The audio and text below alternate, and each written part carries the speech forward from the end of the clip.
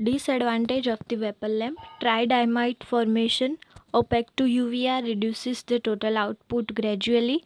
Variable circuit included in the burner circuit to counteract the situation. The output also diminished by impurities, grease, by touching the burner or by atmospheric dust. After 1000 hours of working, the tube needs to be changed. You can see this is the diagram of vapor mercury burner. Alpine sun lamp, second one. Medium pressure mercury arc lamp, U tube set at the center of the parabolic reflector, made of special aluminum alloy supported on the stand. Height and suitable position can be adjusted. Works the same way as a mercury vapor lamp. Short UV are getting emitted from the lamp from ozone by reacting with the oxygen in the air. Ventilation needs to be adequate around the lamps as a high concentration of ozone produces toxic effect. This is UVR apparatus, UVR lamps. Now third one is chromier lamp, used in contact with the tissues both on the skin and in body cavities. The emitting tube enclosed in a waterproof metal container with a quartz window in front. Surrounding this, another metal container with quartz windows. We will see in the diagram. Water pump between the two windows which cools it and filters out the infrared which can otherwise cause a heat burn. Okay.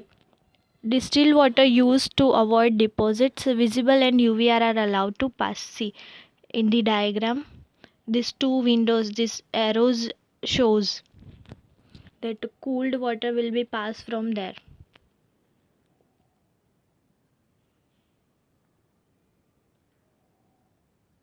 So they will prevent this tube from burn.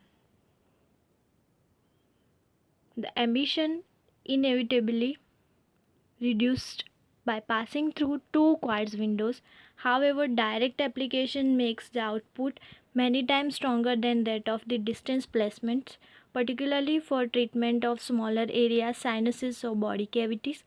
Relatively more amount of UVC emitted otherwise gets attenuated in air. It has a bactericidal effect. Now fluorescent lamp.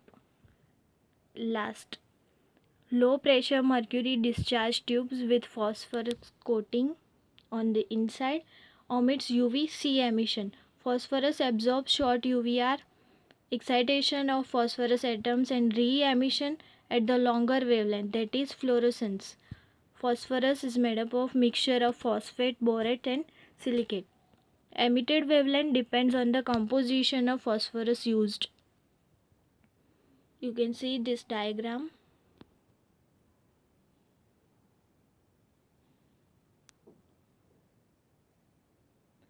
The tube about 120 cm in length. The lamps used in therapeutic use emit continuous spectrum between 250 to 280 nanometer and 380 nanometer. No UVC output. Long fluorescent tubes for whole body treatment mounted in semi-cylindrical tunnels or cubicles. Shorter tubes for local treatment, also known as Theracane tunnel. This is the diagram.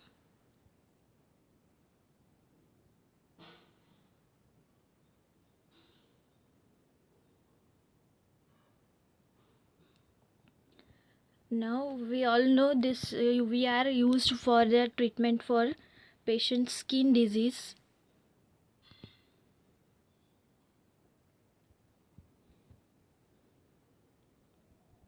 This is the anatomy of the skin.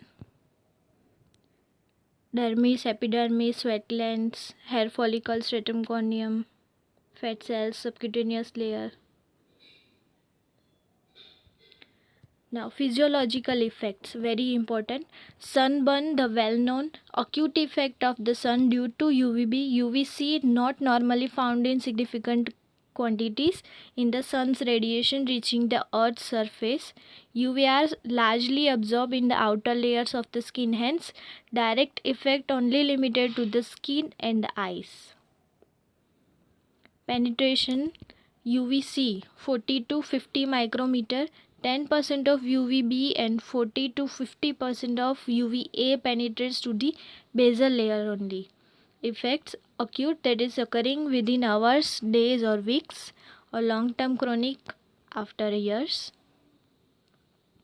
First physiological effect, erythema occurs sometime after the application. Latent period may be hours, as the inflammatory chemical diffuses slowly in the epidermis and produces long chain of reactions.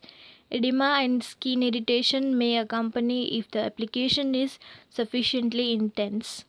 Different from that occurs in sunburn, that is uniform, having sharp distinct edge at the junction with an unexposed area. Erythema reaction due to release of chemical substances, since UVB and C are largely absorbed in the epidermis. Inflammatory response, histamine substances released from epidermal keratinocytes, prostacyclin from epidermal cells in blood vessels in the dermis, nitric oxide cutaneous vasodilators maintain edema due to UVB. The latent period may be an artifact, as very slight erythema is not seen by the eye. Effectiveness of radiation is provoking erythema increases with decreasing wavelength. About 20 millijoule per centimeter square of 300 nanometer UVB required to produce minimal erythema in fair skinned individuals. Second physiological effect, pigmentation, strongly stimulated by erythema producing UVB at about 300 nanometer, also by longer wavelength of UVA, and some visible to a lesser extent due to formation of melanin in the deep regions of the epidermis. Migration of melanin already formed into more superficial layers, usually noticeable after 2 days of exposure. In already pigmented individuals, within 10 minutes of exposure due to darkening of existing melanin by photooxidation.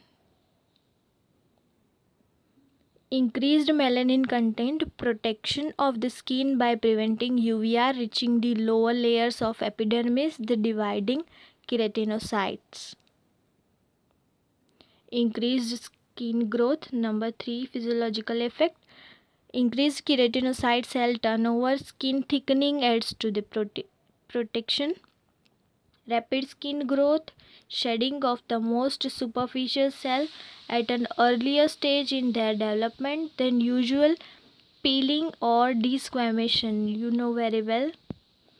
Peeling varies with the intensity of application. Resistance of the skin to the UV subsequently lowered. Effect faded over 4 to 6 weeks if no further UV application. Vitamin D synthesis, another physiological effect, conversion of 7-dehydrocholesterol into vitamin D in the skin, calcium absorption, normal formation of bone and teeth, rickets and osteomalacia and osteoporosis. UVB radiation most effective in producing vitamin D with a wavelength of 280 to 300 nanometer. Suberythmal doses sufficient to provoke the effect. Immunosuppressive effect, locally and systemically destruction of Langerhans cells, proliferation of suppressor T cells, a protective response to prevent an autoimmune attack on the skin cells that have been altered by UV, necessary until cell repair.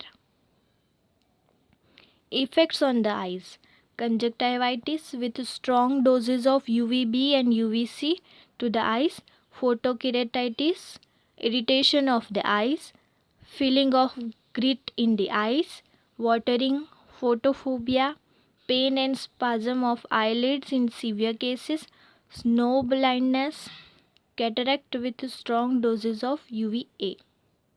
The effect get reversed in about 2 days without permanent damage to the eyes, but eyes don't develop tolerance to UV as the skin doses. Subsequent application worsen the condition.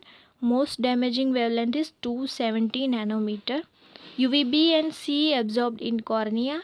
UVA passes through and gets absorbed mainly in the lens of the eyes.